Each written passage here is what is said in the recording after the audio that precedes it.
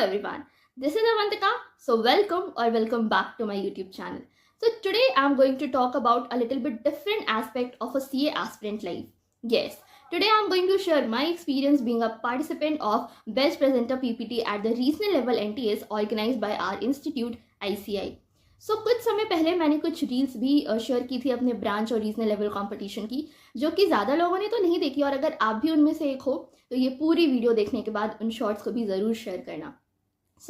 जब मैं प्लान कर रही थी कि मैं भी ऐसे कुछ कंपटीशन में पार्टिसिपेट करूंगी, मैंने यूट्यूब पे सर्च किया, जो कि हम यूजुअली करते हैं किसी भी चीज़ के लिए, कि कुछ ऐसी इन्फॉर्मेशन मिल जाए, क्या करनी चाहिए, किन चीज़ों की ध्यान रखनी चाहिए, but I didn't get anything यहाँ पे। तो मैंने सोचा क्यों ना मैं अपना एक्सपीरियंस शेयर करूं, अपनी उन इन्फॉर्मेशन को शेयर करूं जो मुझे इस पूरे ड्यूरेशन में पता लगी है, जो मैं उस समय शायद ढूंढ रही थी बट मुझे तो नहीं मिल पाई, बट आई मेक श्योर कि उन लोगों को मिल जाए जो फ्यूचर में इस कंटेंट को सर्च करें। So let's begin how I made it to the regionals of NTS. सबसे पहला पॉइंट आता है व्हाट इज एनटीएस।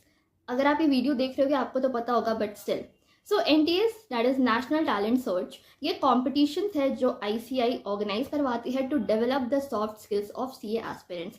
इसके अंदर टोटल 12 कॉम्पिटिशन्स आते हैं, 12 डिफरेंट टाइप्स ऑफ कॉम्पिटिशन्स आते हैं, जिसमें बहुत सारे ऐसे कॉम्पिटिशन्स हैं जो आपके कम्युनिकेशन स्किल्स को, प्रेजेंटेशन स्किल्स को, आपकी पर्सनालिटी को ओवरऑल डेवलप करने में हेल्प करती है।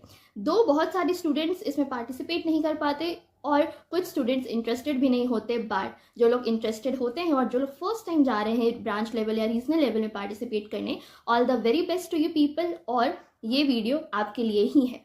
तो एनटीएस में टोटल 3 लेवल्स होते हैं, branch, regional, then national. Branch के विनर रीजनल में जाते हैं, देन रीजनल के विनर जो हैं वो ब्रांच लेवल पे जाते हैं।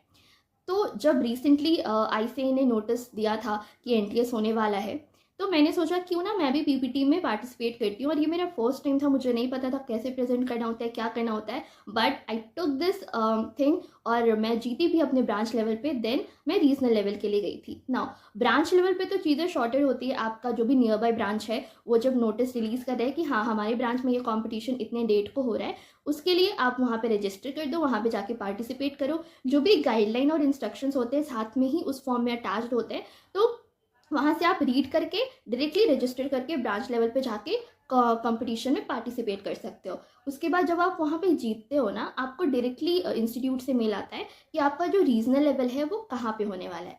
अब कहाँ पे होने वाला है इससे क्या मतलब है? इसका फॉर्मेट कैसा है, ब्रांच लेवल पे आपके जो भी सिटी के स्टूडेंट्स हैं वो एक साथ पार्टिसिपेट करते हैं।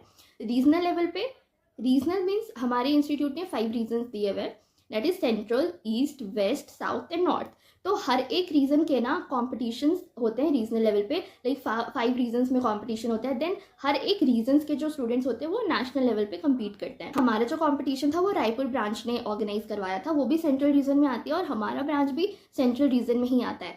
तो जब हमें मेल आई कि इस डेट को कंपटीशन है और यहाँ पे आपको जाना है, ये वेन्यू है, रायपुर ब्रांच ऑर्गेनाइज करवा रही है, तो उसके लिए आपको जो है खुद से ही टिकट्स प्लान करनी पड़ती है, टिकट्स लेनी होती है, क्योंकि उस चीज़ के लिए बस ऐसे हेल्प नहीं कर पाता, क्योंकि हर बच्चे की अपनी अपनी अफोर्डेबिलिटी और सुइटेबिलिटी होती है।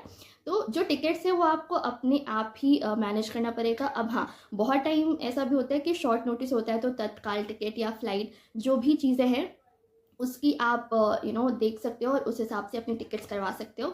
अब यहाँ पे क्या होता है, जो आईसीआई है ना वो सेकंड क्लास एसी की जो प्राइस होती है ना ट्रेन की टिकट्स की, उसको रीइम्बर्स कर देता है। उससे ज़्यादा अगर आप फर्स्ट एसी या फ्लाइट से ट्रैवल कर रहे हो तो सेकंड एसी तक का अमाउंट रीइम्बर्स होगा। उसके बाद जितना एक्स्ट्रा एक्सपेंस आप कर रहे हो वो रीइम्बर्स नहीं हो पाता है। उसके बाद ट्रैवलिंग के दौरान जो भी आप फूड एक्सपेंस है या पानी ले रहे हो, स्नैक्स ले रहे हो, चाय पानी जो भी है, इन सबको आईसीआई पूरी तरीके से रीइम्बर्स करता है। अब ये रीइम्बर्स करने का क्या फॉर्मेट है, जब आप जाओगे ना कंपटीशन के लिए वेन्यू पे, वहाँ पे आपको TATD फॉर्म मिलता है, आपको उसको फिल करना होता है और उसके बाद आईसीआई जो है वो रीइम्बर्समेंट 1 से 2 महीने में आपको भेज देता है।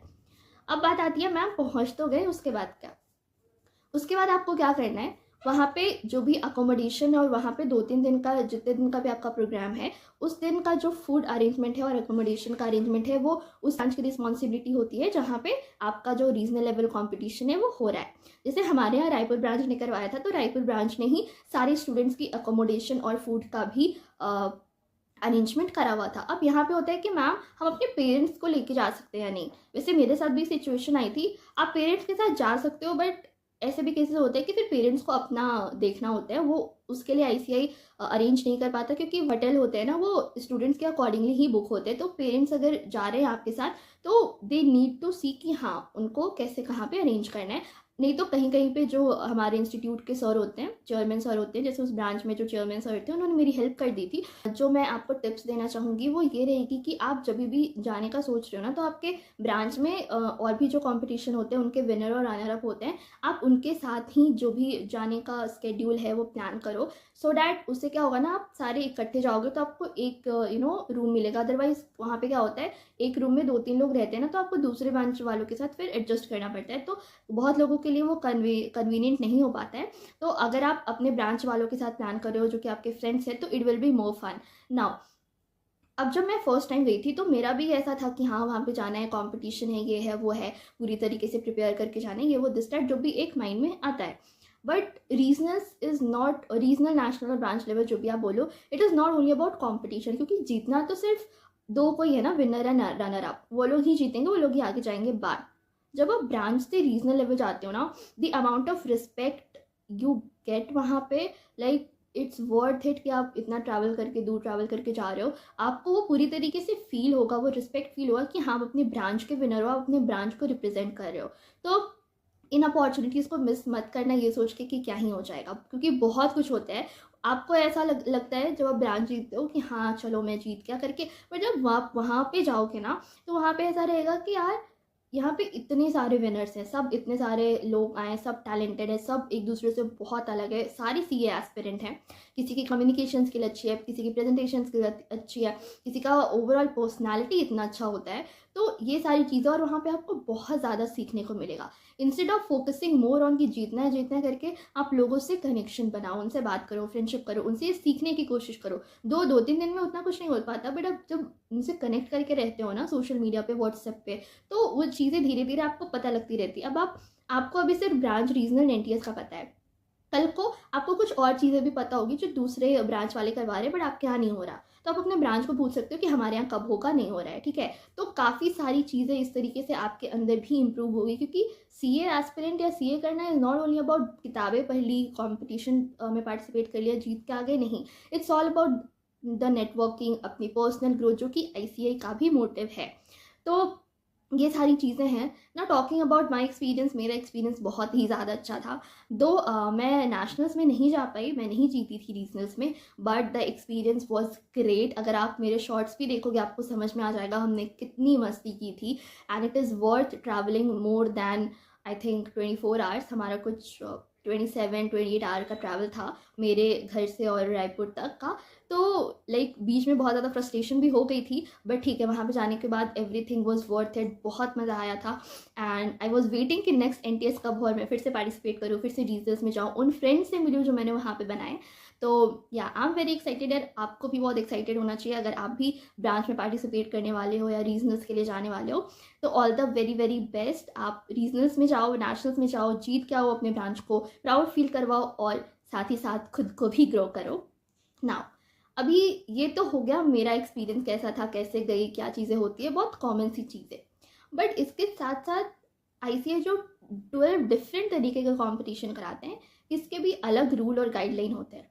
वो तो डेफिनेटली आपको मिल जाएगी जब आप कंपटीशन में पार्टिसिपेट करो। इसके बाद की जो वीडियोस होंगी डेफिनेटली मैं ट्राई करूंगी कि जो बाकी के कॉम्पिटिशन्स होते हैं उसमें क्या रूल्स एंड रेगुलेशन है, क्या गाइडलाइन है, मैं आपको बेटर तरीके से समझा पाऊँ, क्योंकि किसी के एक्सपीरियंस से आप समझते हो ना तो आपको ज़्यादा अच्छे से समझ आता है ना। तो आई होप आपको भी एक्साइटमेंट हो रही होगी ये वीडियो देखने के बाद कि आप भी पार्टिसिपेट करो, और ज़रूर पार्टिसिपेट करो। It will be a life time memorable thing for you, क्योंकि ये सारी चीज़ें ऐसी नहीं है जो आप सीए बनने के बाद करोगे, ये सिर्फ सीए स्टूडेंट्स के लिए ही है। तो मेक श्योर कि आप अपना जो सीए का जर्नी है उसमें ये चीज़ भी एक्सपीरियंस करो और इसको भी अपने एक्सपीरियंस में ऐड करो, क्योंकि वो कहते हैं ना सफ़र खूबसूरत है मंजिल से भी। तो मंजिल तो खूबसूरत है ही है हमारी सीए डिग्री, बट उसके साथ साथ अपना जो पूरा सफ़र है, जो हम लोग सफ़र कर रहे होते हैं बहुत बार, तो अपने सफ़र को बहुत खूबसूरत बनाना है, अच्छी अच्छी मेमोरीज कलेक्ट करनी है। बाकी तो सब आईसीआई के भरोसे है। चलो, थैंक यू सो मच। अगर आपको ये वीडियो सच में एक्साइटमेंट और थोड़ा इन्फॉर्मेटिव लगा हो तो शेयर कर देना, लाइक कर देना, चैनल को सब्सक्राइब कर देना।